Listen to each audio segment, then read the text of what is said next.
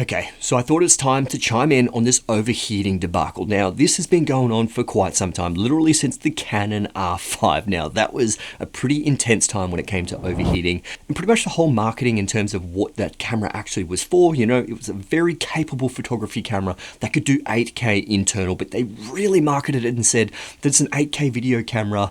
And then, yeah, the internet blew up because this camera would overheat like crazy. Now, this is still trickling down in 2025 when it comes to the new LUMIX camera releases, the S1 II and the S1 R2 as well, and the potential overheating issues that you're getting with those cameras. Now, we have to break this down into two different sections when it comes to overheating. Now, that happens to come down to the camera itself, but then also the reviews that we need to talk about as well. We got to talk about the camera reviewers themselves. Now, there are so many different camera reviewers out there. Like, there are reviewers that stay in their studio and stress test these cameras from a very technical standpoint. We absolutely need those types of videos because obviously we need to know the specifications of our tool so we know how to apply that in real world situations. But then we actually have reviewers that take this into real world situations and use them there, which is obviously a fantastic thing because they are real world situations, and this is where most people will actually be utilizing these cameras.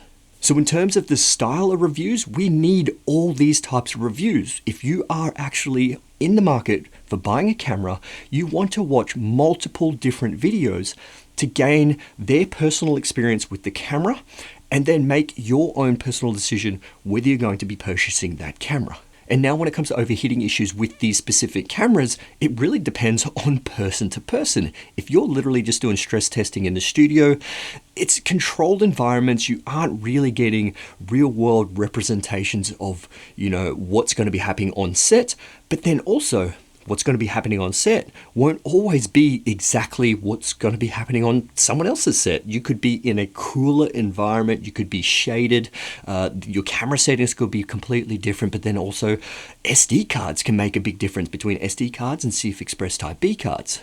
So getting overheating warnings again, not even recording, and internal body temp is on high, screen's flipped out, but I might try and flip it out a bit more like this. So yeah, it overheated on me. Wasn't even recording, it was just sort of sitting in the sun. But I don't know, this is interesting. Now I can't press anything. Okay, yeah, back, cancel. Let's turn it off and turn it back on. Then we see what we got. No, I'm getting the same overheating warning. Now, also talking about these reviewers, this is one thing that you cannot go into their comment section and say that you are incorrect, because if I'm personally not getting any overheating issues, that's my personal experience, and I put it into my types of situations. That's my personal experience. And let's say, for instance, someone in North America is getting overheating issues. Obviously, they're getting overheating issues in their particular situation. So you actually have to take all this into consideration. And let's say 9 out of 10 people aren't getting overheating issues in the S1 II. Then generally, in most cases, the S1 II doesn't really overheat. But if there's still 10% of people that's getting overheating issues, then it could still have an overheating issue, but it depends on so many different variables. And now I can understand from a viewer's perspective that some of the reviewers don't want to, disclose some of the overheating issues because they don't want to piss off some of the manufacturers. And unfortunately, that could potentially be true. For me, absolutely not. I said there was overheating issues with the S1 R2, and I still couldn't get over the fact that there were overheating issues. I literally had that in my video. And when it comes to video, it's really hard to recommend that camera for video because of the overheating issues I was getting. But someone else wasn't getting overheating issues where they were. So it really depends on so many different situations and circumstances. And this is where you gotta watch multiple videos to find out if there is an actual overheating issue or it's just a very minor situation where the camera could potentially overheat. But then we also got to talk about the right tool for the specific job. And if you are a videographer or a filmmaker that needs a very specific camera obviously a job where you got to completely run the camera for a very long period of time, a podcast, a wedding, an interview, then obviously buy a filmmaking camera. Buy a camera that's got a fan that's been stress tested and will not have overheating issues. And obviously, that's why I do a lot of my professional jobs with my Sony FX6. It's a larger cinema body that has a fan, keeps the sensor really cool, and will have zero overheating issues. This is what you need to invest in if you're going to be in that situation. I literally recently had someone reach out on my Instagram and said, hey, I have a podcast that I need to film. I have a very high-end client. What camera should I buy? I've got an FX6 right now. And I said, buy the FX30. It doesn't have any overheating issues. Buy a couple of them. What you want to have is reliability. You don't need crazy camera specifications. You need a camera that will not overheat. Buy an FX30 and you're perfectly fine. And this is where it comes back to the right tool for that very particular job. And in saying all that, if I still were to have the S1R2 for my very particular film jobs, you just need to understand that there are overheating issues and you just need to turn the camera off when you're not using it, let it cool down, and then obviously if you need to do a take, turn the camera on, then go for the take, because these cameras boot up really, really fast. So don't be afraid to turn the camera off specifically when you're not using it.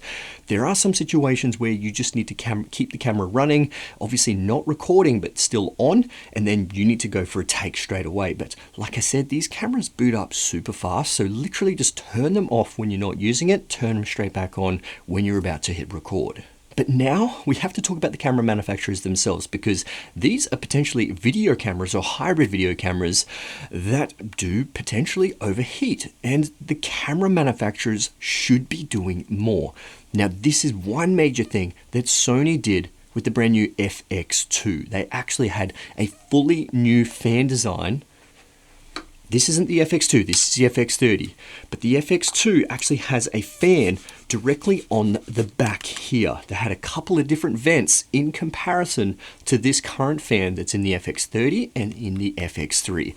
And they actually state on the website that this has unlimited record times. In the FX2, unlimited to record times. And it's because of the new active cooling design. And this is a massive win for Sony when it comes to active cooling and trying to make sure that your tools don't fully overheat, because then you have issues with the S1 II and the S1R2 of these kind of cameras having overheating issues in, hot American summer. And it's partially up to the camera manufacturers to design these cameras so that they don't overheat. Because we all know right now that photography isn't what we exactly use these for. Majority of people are starting to do videography now, so they are hybrid cameras with a very heavy focus on video, and overheating is a big issue, because if you have a camera that overheats on a job, it would be extremely embarrassing for you to explain to the client that your camera has overheated. You want these tools to be working in that particular situation. You don't want to go through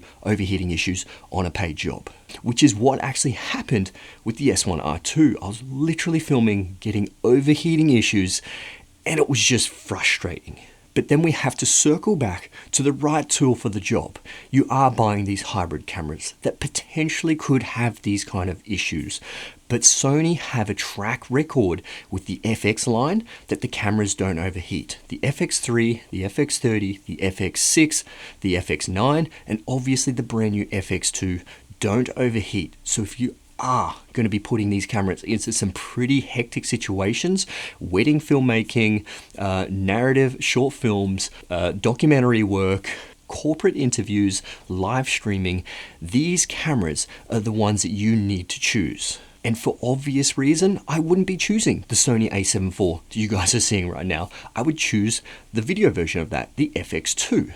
because some people were actually getting overheating issues with the A7 IV, but still, I haven't had any overheating issues with the A7 IV, and I've been literally using it every single day. It's my YouTube camera, it's my top-down camera, it's my behind-the-scenes camera. Still haven't had overheating issues, but that doesn't mean someone else isn't having overheating issues, because it doesn't have active cooling. It's got passive cooling. There's no active vents and fans, so potentially it would get overheating issues. Now, if you did just buy the LUMIX S1 II and the S1R2, highly recommend watch Josh Cameron's video when it comes to overheating.